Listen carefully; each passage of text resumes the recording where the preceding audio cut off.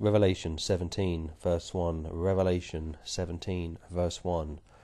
And there came one of the 7 angels which had the 7 vials, and talked with me, saying unto me, Come hither, and I will show unto thee the judgment of the great whore that sitteth upon many waters. This expression, great whore, obviously is feminine, and it's referring to not a literal woman, I believe, but an organisation in the feminine. For example, the Catholics will say Holy Mother Church, as do the Greek and Russian Orthodox. It's not so much used in Protestant circles, but more in Catholic and Orthodox circles. And of course, that expression, many waters, we'll come back to in a minute. 2. With whom the kings of the earth have committed fornication, and the inhabitants of the earth have been made drunk with the wine of her fornication. Kings of the earth would be quite obvious, the leaders, religious, and also secular.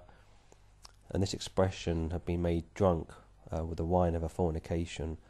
Again, I don't think this is a literal sexual fornication, but a spiritual fornication. In other words, she's intoxicated these kings with her own system. And of course, to be indoctrinated, intoxicated, and deceived would mean to me that they were already deceived to start with. 3. So he carried me away in the spirit into the wilderness, and I saw a woman sit upon a scarlet-coloured beast, full of names of blasphemy, having 7 heads and 10 horns. Once again, John has been transported. He was on Patmos. Now he's in the spirit going into the wilderness, a bit like we find in Matthew 4 and Luke 4, when Christ goes into the wilderness to fast. This beast is scarlet, which of course would be the colour of the cardinals of Rome. They like to wear scarlet, as do the popes. It has the names of blasphemy, many names, which we'll find in verse 5. 7 heads and 10 horns. We'll get to that a little later. 4. And the woman was arrayed in purple and scarlet colour, and decked with gold and precious stones and pearls, having a golden cup in her hand, full of abominations and filthiness of a fornication.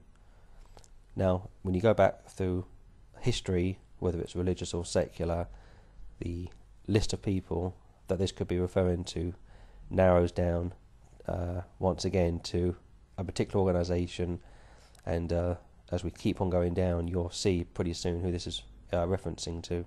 5. And upon her forehead was a name written, Mystery, Babylon the Great, the mother of harlots and abominations of the earth.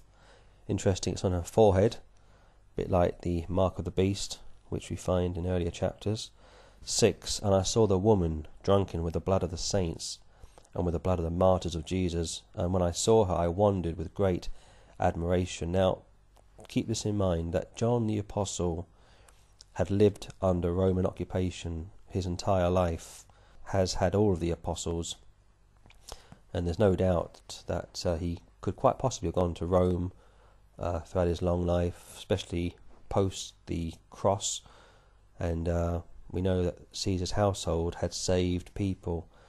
But here he looks at great admiration at this future Babylon, this future system, which clearly hasn't yet come on the scene, which we'll find as we go a little further down.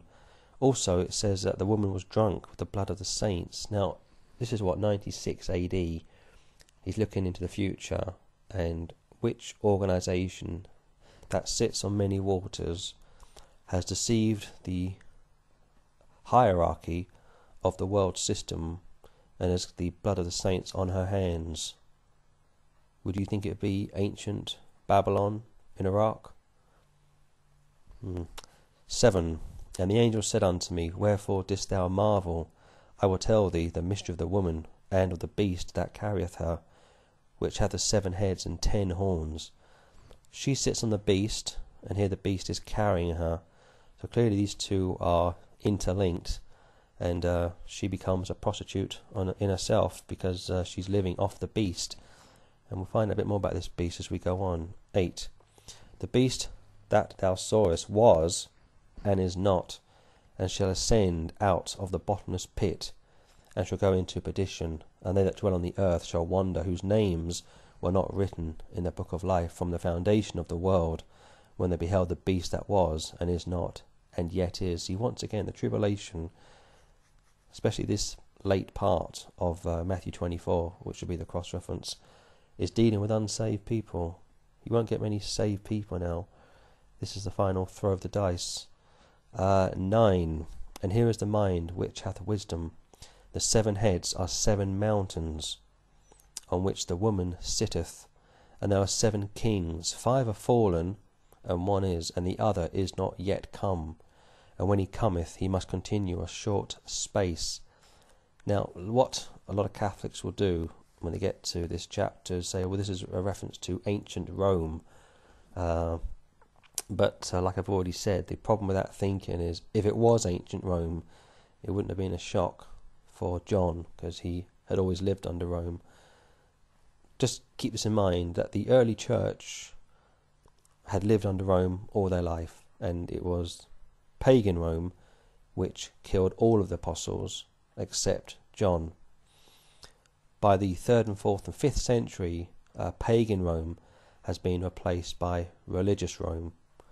That's not to say that pagan Rome wasn't religious. Pagan Rome was very religious and superstitious and polytheist, but by the time of Constantine, when Eusebius baptized him, and he was still an idolater, he still worshipped Vulcan, the sun god, but by the time of Constantine, Christianity, what was left of it from the biblical account of a true count of what Christianity should be, but what was left of Christianity by the time of Constantine was completely swept up and engrafted into pagan Rome. You know, the popes replaced the Caesars, and the cardinals replaced the Roman Senate, and all of the statues and idols which had always been there replaced the saints. And you know, if you go to St. Peter's today, you got all the statues of the apostles, and in old days that would have been reference to the old gods, Mercury, Jupiter, and all the other superstitious gods. So again, a little bit of history, common sense, and an open mind, and the Holy Spirit will show you these things. 12.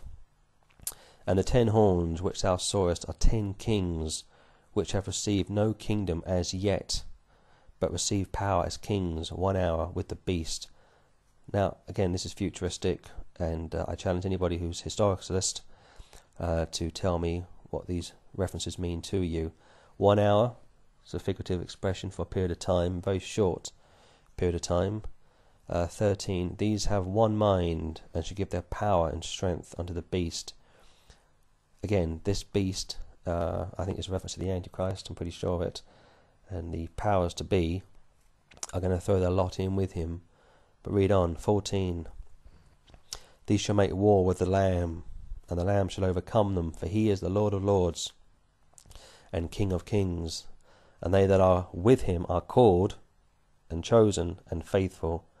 And he saith unto me, the waters which thou sawest where the woman sitteth are peoples and multitudes and nations and tongues. Now again, if you go to Rome today, you'll find it's a very mixed city of nations and tongues from all over the world. They call it the Eternal City. Now, of course, the Eternal City is Jerusalem. But once again, with replacement theology, the Church of Rome has stolen another promise given to the Jews and adopted it for herself.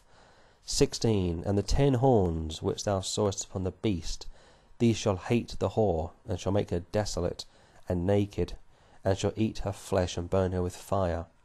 Okay, now by verse 16, the 10 horns which sat upon the beast, the Antichrist, and the 10 horns of the 10 kings, are going to turn against the whore, which I believe is the Roman Catholic Church, if you hadn't already guessed, and they are going to destroy her, which is quite remarkable, because for 1400, 1600 years she's been a very powerful influence in the world. In fact, when any foreign leader goes to Italy, they always go into the Vatican and give the Pope a private briefing. And I've even heard accounts that when the Queen has gone to Stonyhurst, which is a Jesuit college, a Jesuit-run college in England, she not only wears black, but she has to genuflect at the Jesuit superior. Now, I haven't had that confirmed, but I've heard that from more than one account, and I'd be very interested to know if you know anything about that. Also, please keep this in mind, that verse 16, not only does the whore get destroyed, but all of the religious groups which are affiliated with her. And this is one of the reasons why we plead with Anglicans, Methodists, Baptists, Presbyterians, Protestants, any organisation that is in the ecumenical movement or as a part of the World Council of Churches. Would you please come out of that organisation